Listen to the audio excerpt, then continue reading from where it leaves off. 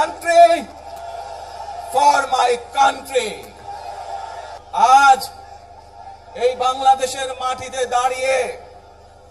আপনাদের সকলের সামনে আমি বলতে চাই, বাংলাদেশ জাতীয়তাবাদী দলের একজন সদস্য হিসাবে আপনাদের সামনে আমি বলতে চাই, I have a plan for the people of my country,